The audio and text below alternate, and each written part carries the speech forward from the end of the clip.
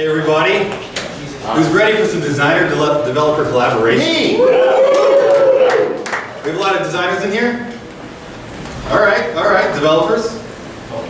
Nice.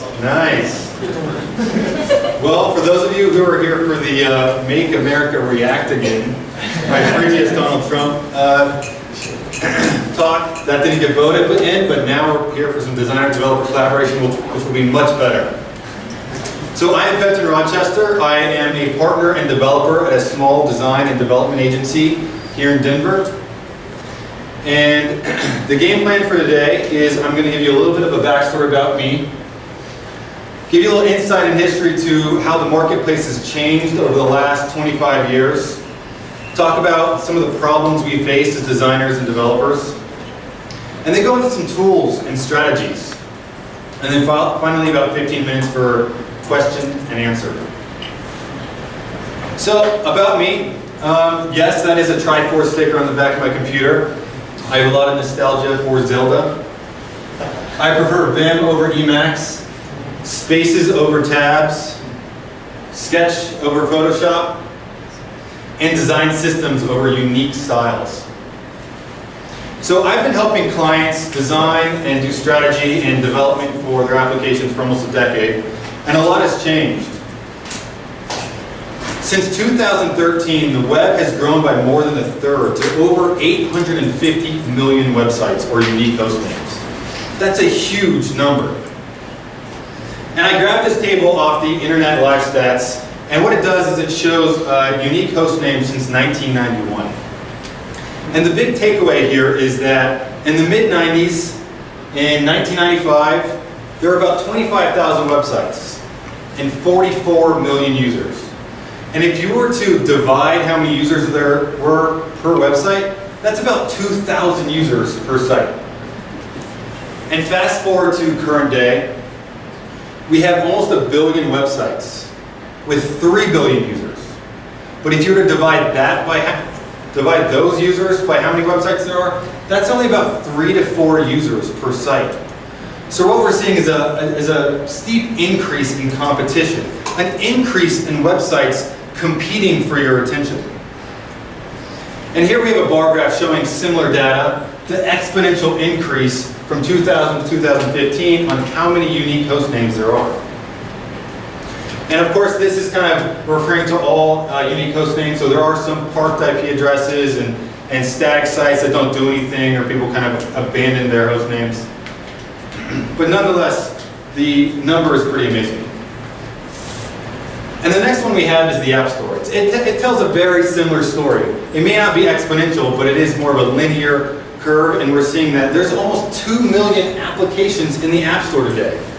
That's crazy, especially when I can ask any one of you guys, and you can probably tell me how many apps you know of off the top of your head. Maybe 20, 50, 100 applications, including the ones on your phone right now. But there's still 2 million applications in the App Store. So we're just experiencing the tip of the iceberg, and the ones we use every day is nowhere near 2 million. We never get exposed to the rest of those applications. Here's a slide that shows you Amazon, the original site in 1995, next to modern day Amazon, the homepage, and a lot has changed. Sure, technology has gotten a lot better since the original design. But, you know, more has changed. Expectations have changed. The design has changed. Everything on here, the new site, of course, has a ridiculous amount of data behind why it is there, why they chose those colors, why different modules are there, why the user flow is, the data, the recommendation algorithms. I actually had to go out of my way to find a screenshot of Amazon that wasn't based on me as a user in my shopping habits. And sure, the previous site, I mean, in 1995, that was a work of art, right? But it was also about, it wasn't about how or why or any digital strategy of getting an application up and running and why it benefits your business. It was about, can we get on this thing called the internet? And if so, we can probably make a profit. But since things have changed, now everyone is expected to have an application. And now what people expect out of applications, because we're on just the tip of the iceberg, is a ridiculous amount of delivery and design and performance and speed. In fact, everything on the internet has really increased in performance, except for somehow my Comcast internet speed. And I'm still trying to figure that out.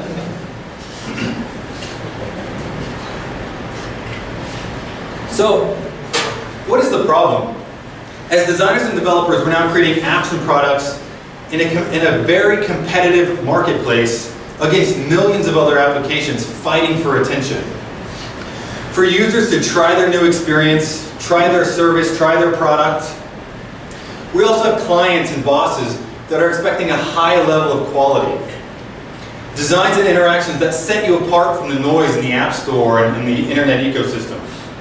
And all of this we're trying to do in a shortened timeline and on decreased budgets. This is why collaboration is so important. We need to seamlessly work with other disciplines so we can increase how much time we have extra after a project, or we can save that extra few hours or days so we can put that somewhere else. And overall, if you work with other disciplines, it's going to create a better experience for the end user and a better work to have in your portfolio. And a great example I like to use here is a search bar. So a search bar is something we all grew up using. It was kind of the first way we navigated the web. And we just saw one on Amazon.com, and we kind of see them everywhere. But nowadays, we're seeing just sort of thrown into our designs. And what's amazing about that is, sure, we all expect a very high functionality, high level of functionality out of these search bars, but when they're just thrown onto kind of a low-end website, it offers this big kind of unknown. Sure, users expect an amazing search experience, but to get an amazing search experience is a huge variety of functionality and difficulty that you can spend days and weeks and months on delivering. How you index your database, how you source your content from static HTML or from databases, or understanding the human language as a whole. It's a very complicated problem. But our clients and our end users are expecting a large amount or a high level of functionality out of these things and a certain experience. Add all that into how many different devices we have to work with. This is just the Android fragmentation visualized. So every Android device. But on top of that, we have to design for watches and phones and tablets and computers and desktops and 4K televisions and gaming devices. So really an infinite number of different scalable and responsive designs, which has made our job pretty difficult. So what are some solutions? And I've seen this one a lot. A company will say, we need a really good developer on this project. And we also need a really good designer on this project. So is there a way we can get two for the price of one? How about we get a designer who knows how to code? Or a developer that knows how to design?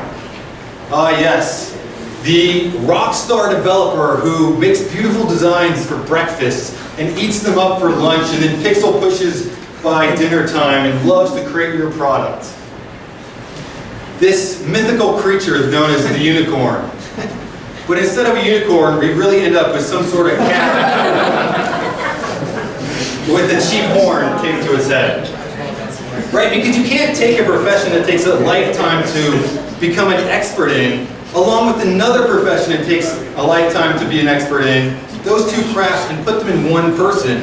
It's just, you can't get two for one. Sure, there are lots of areas and jobs and professions where it's great if you can kind of dabble in both ends, but when you're trying to create these large things like Amazon.com, you can't have one person doing everything. You can't have the jack of all trades. But, we're in luck. The community has changed to help us. There's better tooling. And I'll show you some of the tools here in a little bit. There's emerging markets and niches.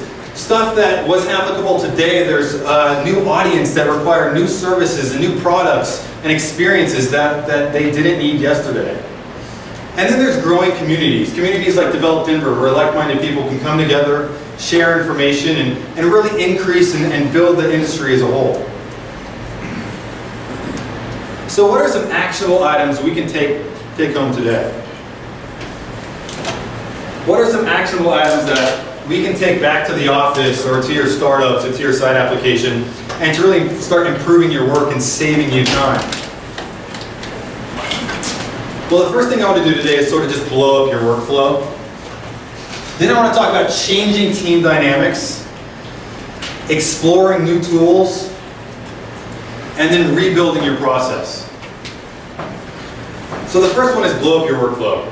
Now for some of you, you might already know some of these concepts. They're not brand new, but if you do know them, maybe you can push them into larger parts of your company. So let me paint a picture for you. Imagine a business owner or CEO or a client or a boss comes to you and says, we have this great idea for this application. It's mashing any two awesome startups together. It's Yelp for Etsy. It's social mobile local. It's any two awesome applications together, and we want you to build it. So we want you to go, build us a homepage, build us a mock-up, design us a mock-up, and then give it to us, and we will kind of evaluate it.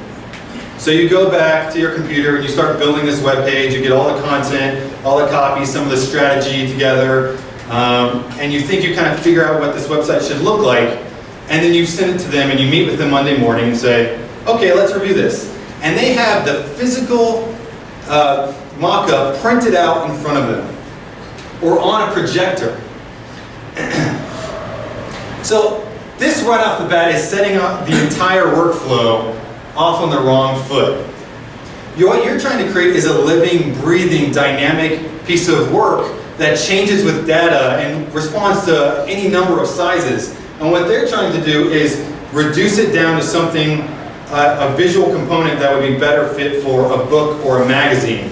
They're putting it in a piece of paper and a presentation that doesn't respond to anything, it doesn't change. And then on top of that, you're committing yourself to features and content and context that will change. It might be a visual design that's going to change, the copywriting is going to change, the business requirements are going to change. Susie from HR wants to add a hiring module, and you never spoke with her, but that's a high priority. But you're having the stakeholders and the decision makers sign off on a decision that commits you to features at the beginning, instead of vetting out the process and forming a dynamic workflow that you adhere to change it, and you listen to your customers, and you listen to your audiences, and you can make sure to change and adapt along the way. So what's a good approach, instead of sort of printing out these mock-ups that kind of commit your design into one location? And a good one, and I hope some of you have heard about it, it's called style tiles.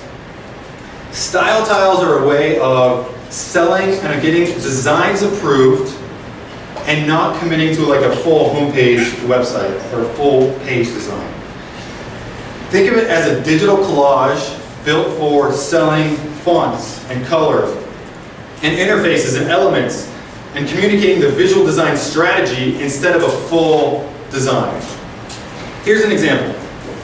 And you can see it's not a web page, it's not a home page, it's not any page at all, it's not an application. It's simply showing you, hey, here's some fonts. Here's what a font looks like bold. Here's a nice image treatment. Here's a couple elements you might see in your site. This is what an input field might look like. Here are the colors you're agreeing to. And by doing this, we're having people sign off on visual design and not a mock-up. And at the end of the day, what you're trying to do is do the least amount of effort to get people to buy into the whole process. You don't want to try to overcommit and give everything at the beginning. That wastes your time, and you need that time. The next one is style guides. I love style guides. Style guides have saved me so much time in the past. And there's all different types of style guides. And essentially what they're made for is to increase your development speed, improve design consistency, and overall improve your application performance, because there's a single source of truth that your designer can communicate with your developer from. And there's all different types of style guides. There's voice and tone. There's brand and identity. There's design language. There's code patterns. There's places where you can get code snippets from to increase ease of writing code and pulling out modules. Here is a simple style guide taken from Sephora. At its base, All it is saying, hey, here's an example of what some of your headings look like.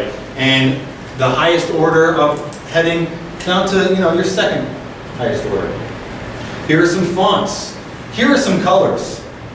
Now, most developers, when they get your design, one of the first things they're going to do is start looking through your designs for patterns, right? How can I get patterns out of your design because I want to try to reuse these if you're creating sort of a modular system.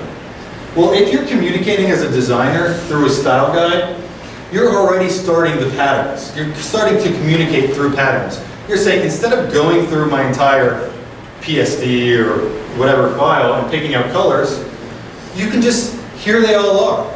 And you shouldn't vary from these very much, and you can create SAS variables so they're easily reusable. Here are some buttons. This is what the buttons look like disabled. And by doing this, you're kind of starting with the single source of truth that designers and developers will benefit from. Now, when I do talks like this, specifically around style guides, I like to show a program called CSS Stats. I don't know if you guys heard about it, but what it does is it will query a style sheet based on a website, and then it will provide metrics based on that style sheet. And what I have here is Applebee's.com compared to Bootstrap.com.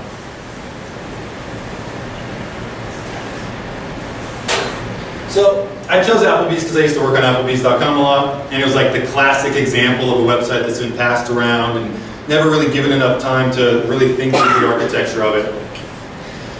And then Get Bootstrap, which is essentially supposed to be a framework for sort of everyone and everything that you can pull into your website, and it literally has every type of HTML element available, has a design for it. So you can just add markup and have some sort of visual context.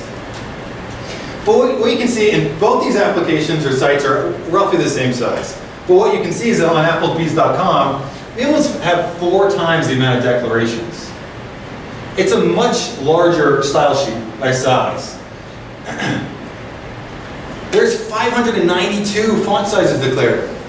Have you ever designed a website with 592?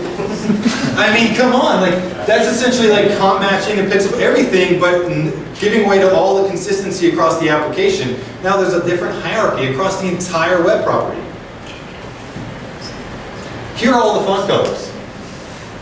And okay, some sites may have this many font colors, but what's weird about this is these font colors are all very similar shades, meaning someone probably translated the designs when there was an overlay on top of the font color, or did something weird and now there's 2 different colors that are very similar. Or what we can see is these hex value Fs, which you can't see the letter for.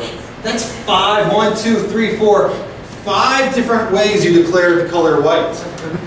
And while this doesn't mean much in just a couple of colors, it's showing that across the entire web property, you're redeclaring stuff, you're writing more code, and at the end of the day, the more code you write means the more maintenance you have, because you have to maintain every line of code you write. And for a designer to come in and say, hey, I just want this color a shade lighter or darker, suddenly that's a 2-day job because it's all over the application, instead of using one SAS variable. And then finally we have this bar chart. This bar chart, I mean, there's 1,100 widths declared across the website. And what's really important here is not to mention just the sheer number, how much less, all the numbers are a lot less on Bootstrap, but when you look at total versus unique, total is really declaring sort of a design system that's leveraged across the site. But when we're talking about unique, we're saying, hey, that 3rd page, about module, hero, button looks a little different because I just wanted it to pop a little more. And it just makes the entire site inconsistent, and then it increases the amount of bugs you have to work on. And for designers, I know you hate this. I have to go and sit with the developer for a couple hours and just walk through everything to make sure we comp match and that everything looks okay. That's a huge waste of your time. And developers shouldn't be doing that, and designers shouldn't be doing that. If you kind of work together creating design systems and through style guides, you can really get rid of a lot of that time. So the next topic, which I'm sure a lot of you have heard about, is atomic design. Atomic design is essentially a way of saying, instead of thinking about web as a collection of pages, let's think about it as building the smallest item on the website first, and then from there we grow naturally into pages by leveraging multiple small elements. And what it's composed of is atoms, molecules, organisms, templates, and pages, and I've also seen ecosystems and environments. So think of atoms as like a header, and a button, and an input field. You put those together and you create a molecule, and that's maybe a search bar.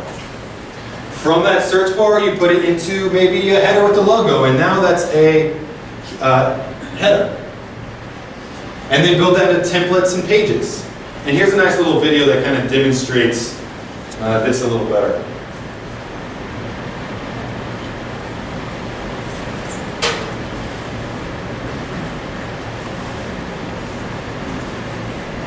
So we can see that atoms are just the smallest item, search button, input, put that together, there's the search bar, there's the header. And then build that further out, and now you have a template and finally a page. And this is when you start seeing the application come together in its true environment, instead of trying to give just a mock-up. So developers, I hope that if you know about this, you've kind of started organizing your code into this type of structure. Maybe your SAS projects are looking a little more like atomic design. Your React components are broken into atoms and molecules, and then eventually organisms and templates.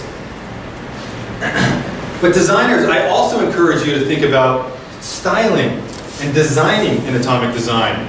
Because if you're designing in atomic design and we're building in atomic design, we're removing that layer, that barrier of communication. So suddenly we're communicating the same way. You're creating the same thing, we're building. The next one is naming conventions, BEM.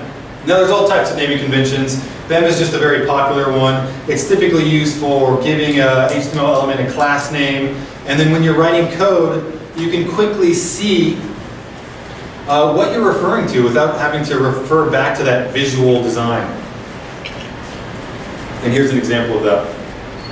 But I've also seen this used in many places. I've actually saw it when I was doing my research used on BBC News. They're using it for their headlines. They're headlines for news articles because it's a naming convention you can get everyone to standardize on, and it's just an overall good naming convention.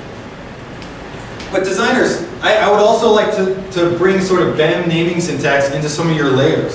So now that we're doing atomic design principles and creating atoms and molecules, maybe what you can do is also name them. So right here you can't really see, but this is button primary. You know exactly what the primary button is on the site. And then next to it you have button primary disable, button primary hover. And you're starting to create a self-documenting design. A self-documenting design that now the developers know exactly what you're referring to. And if you start to export your code, some of these naming conventions for your layers will be brought out into some of the code you export, reducing another layer of work. Now I have a story for you guys. About a couple years ago, we had a client approach us and say, hey, we want you to build a fully designed website. We want it to be about two pages, and we're going to take this website and we're going to use it to pitch our new client. We think that having a fully fleshed out website will help us win this pitch. And we want you to do it in 5 days. Okay, so we kind of scratched our head and thought, how can we do this? And we thought, well, the first thing we're going to have to do is rethink our workflow. 5 days, that means we get the weekend, that's 7 days. We need multiple developers on it, multiple designers on it, but I think we can do this. And the way we did it is we thought, instead of trying to build out pages and rush to get this full page built, what if we thought about atoms and molecules as their own separate page? And that way we could kind of set the process up of designers iterating through components and organisms, developers iterating through components and organisms, and quality assurance all going for smaller parts of the site instead of the whole thing. So what we did is we created this sort of collage. And we said, instead of having a component, yeah, it lives on the page, but let's give it its own URL. And that way it's in its own controlled environment where it can go through its own design iterations and revisions. its own development iterations and revisions. And quality assurance can have an untouched landscape to go through the component. And that way, they're not affecting the entire site, and we're not getting in this waterfall process. So atomic design may be, at face value, it's just a way of kind of organizing your code, but you can see that you can take those methodologies and lessons and apply them into many aspects of your workflow. So the next one is changing your team dynamics. The worst part about working in a team is the people, for sure. Am I right? But, these people, the thing about it is you can't always depend on their job title to reflect about what they do. At Bosco, we have kind of a flat organization, and one thing that comes up is, I don't really understand what this person does, or their job title doesn't really, I don't totally understand it. It's so flat, who goes to who. But as soon as you put a project, and if someone's going to get a lot of people together on a project, they sort of self-organize. They self-organize, and then you quickly learn people's strengths and weaknesses. You might find that this designer, Susie, is fantastic at motion design along with her design skills. Or she's a fantastic copywriter or strategist. Or this developer loves animating things and making things comp-matched versus building back-end databases. So one thing you can do is, some of you have probably done this, it's a design sprint. It's an exercise in sort of design thinking or a workshop. And essentially what it is it's getting everyone in a room on a project. And you can get your account team, your quality assurance team, your designers, developers, anyone, you name it, get them in a room and then present to them a problem. The problem might be, find a system for cleaner drinking water across the world.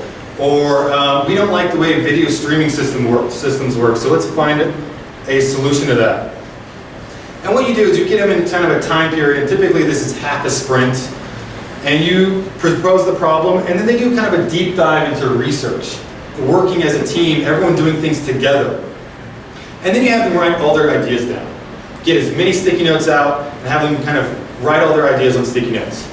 And you'll find a couple things. One, people like to kind of hold these sticky notes and ideas close to their heart and not release them. But if you start getting everyone to write down as many ideas as they can, they will come out.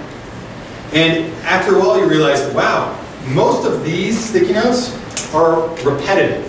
You see people have the same ideas, and it's not until you get through all those bad ideas that you start getting to the new ones, and you realize, wow, everyone can come up and contribute to coming up with good ideas.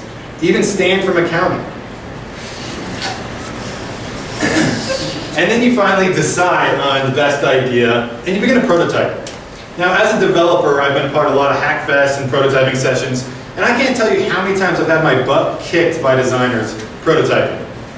Code takes forever, and designers that prototype can oftentimes beat me hands down. I've gotten beaten by actual working code to here's a cheap sketch and just like flipping through a notepad, or clickable prototypes sent to your phone. And then finally you can sort of pick the final idea, take the prototype, enhance it, and then test it and have users validate it. But it's a great way to kind of get your team working together, understanding each other's strengths and weaknesses, and making a more collaborative workspace. The next one is coordinating execution. So, I know we've all said it before, but we need to get everyone who's on the project in the same room at the beginning. Starting that kickoff is so crucial because people have insights that might help the overall strategy. And a great example I like to give of this is icons. We see icons everywhere, right? They're all across native devices and web devices, and they're a great way of visually indicating what something might be, but always built with a label. But, so say you want to put an icon in your design strategy. Well, if it's a native device, it can't really use some SVGs. You might want to use a PNG or a JPEG or a GIF, an animated GIF, a movie, or really, really animated. It might be an icon that's used all across the site, so you want to turn it into an icon font. So if you have the developers and the designers and maybe the motion designers in the same room, you might be able to coordinate on how this should be built, an icon should be built, the correct formatting, whether you're using paths or strokes. And by doing that, or fills or strokes, but by doing that, you remove the risk of it suddenly getting all the way down to the execution chain, the development chain, and realizing, wow, this is in the wrong format. We have to send it back or figure out a way to do it ourselves. So by coordinating early and getting people in the same room, these small conversations can save you from a big conversation later. Next one is integrate your teams. Gone are the days of art and copy where we have copywriters on one floor and art directors on another floor. We now have to work in integrated cross-disciplinary teams. So we need to kind of get people together. So there's some cross-pollination, having them sit next to each other or close by, or maybe having kind of a co-working space within the office. What we want to avoid is sort of like the developer dungeon where they just kind of patch designs and have to kind of build them and no one ever talks to them. We all got to get out and start talking to each other. It can save you a lot of time in the long run, and it'll make your work better in the long run. Okay, so the next big kind of overarching strategy is tools matter. New tools are coming out every day. And some are game changers, most are not, but some of them will save you a lot of time. The first big one, obviously, is Sketch. Right? Sketch came out recently and really pushed Photoshop into kind of coming out with some new features. It's a great way to let developers and designers get into new designing platforms without as large of a barrier that Photoshop has. They make it easy for new open source projects to come in, and so you can create new plugins. You can even export some of your design into code from Sketch. And Sketch has a lot of really cool tools. We have Framer.js. Talk a little bit more about that in a second. We have Zeppelin. Well, Framer.js lets you kind of prototype motion using kind of this coffee script. Zeppelin lets you easily export designs into sort of a easy to build style guide and Android and iOS code snippets. Envision app is a great way of creating clickable prototypes using just the artboards. Marvel is the same. You can create simple mock-ups by using your artboards as well. And then there's Principle, another way to kind of take your designs and UI elements and then animate them the easiest way possible. And Simply.io is a great way of sending specs and assets to your Android and iOS team. And if we actually look at Zeppelin, we can see it gives us a nice interface where it easily exports all of our colors. And then gives us an easy way to sort of export that into easy Objective-C or Swift or Android languages. The next one is version control. Version control has been around for a while, and developers definitely know it as a very large tool in their toolbox. But I'd like to see it integrated in other places. Designers, how many times has this happened to you? You say, okay, I'm going to design this. Here's a Dropbox folder. The latest design will be in that folder. And you keep updating it, and you update it to maybe like, this is the final version, and then the final version, and the final version, or forget, just go by timestamp. And then someone comes down and talks to you and says, hey, you know what? I love this design, but I really want a dark version, a theatric version. Make it really impactful. Well, now you have two versions going into that Dropbox folder. And then suddenly a copywriter or a UX designer, someone might be referencing the wrong version, and we lose a lot of time again. So I'd invite you to try out some sort of version control. With version control, you can always tell them, work off of this version, this branch, the latest one. And if you need to create a separate dark scheme for whatever reason, I don't know, I really don't like this theme, but I can create a separate branch that won't actually interrupt or make the current branch dirty. And there's great tools for this. There's Pixie Labs. There's two awesome Sketch plugins that I recommend you guys trying. And then GitHub also supports design version control.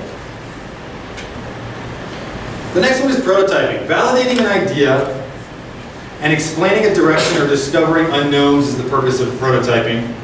But it's also to do the least amount of work to validate an idea. Framer.js is a tool, and there's lots of other tools, whatever you're most comfortable with, but Framer.js lets you do a kind of awesome drag and drop system that lets you build some sort of like this kind of coffee script code that lets you show designs visually and motion visually. And it also exports into code snippets. But there's many other tools. There's CodePen, killer way to do it. It's kind of isolates your code so you can focus just on the element you're animating. There's Envision, to create awesome kind of user experience walkthroughs of an app that you can save to your home screen and click through the prototype. Framer.js, Facebook Origami, After Effects, you name it, whatever you're most comfortable in. I've seen people use Photoshop GIFs. It doesn't really matter as long as you find a way that's easy to still show your idea without wasting too much time. And then finally, on our last topic, let's rebuild our process.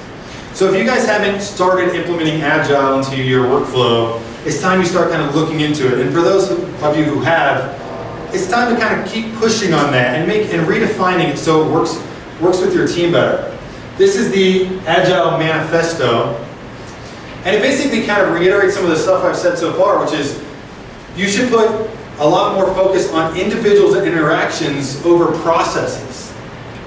You should put more emphasis on working software and change over documentation, or more emphasis on customer collaboration and an evolving product over negotiation and following a plan or a contract. Here's kind of the workflow that we have, which is essentially, it starts off by when a client says, yes, we want to move forward to that kickoff, you're in sprint 0. And you can start meeting with your team and coming up with inspiration and prototypes and think about ways you want to build it. And then starting from the beginning, you can start laying the foundation of your design or your development. I like to start with typically the back end or the style guide, and designers also start with the style guide because that's starting you off from just a visual design or kind of a style tile perspective. And then you constantly iterate based on features and priorities. And it's about communicating and listening to the customers. And we need to make designs, or we need to make this Agile workflow more a team sport. We need to get insights as to what this team is doing. A lot of times what you'll see is a sprint board based on just that department, just on the development team, or the copywriting team doesn't really work with it, but the development team's very Agile focused. But we need to get everyone in on the Agile workflow, and then after that we need to get them exposed to each other's sprints and start working in tandem. Avoid that large handoff. We need to have designers and developers being able to see what each other are working on, because you can start commenting on their ticket and asking them questions and learning about when it's going to be finished or why it's held up. And then finally the last one is, let's share often, right? It's amazing what a demonstration does over a quick what I did yesterday, what I'm going to do today. During stand-up, if you just show what you've been working on, it'll speak volumes.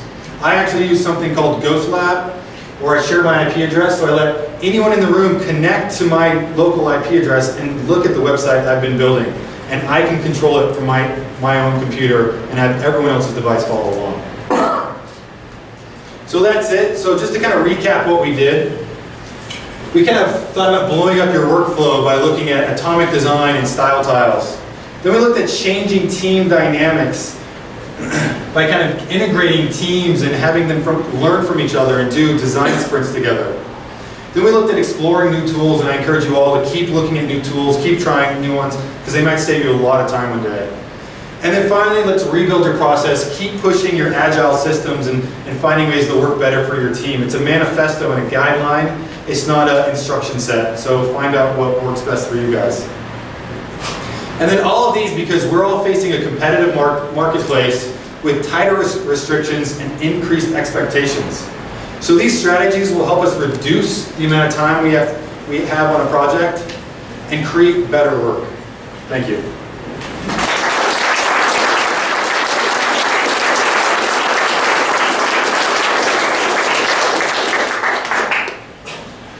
So questions?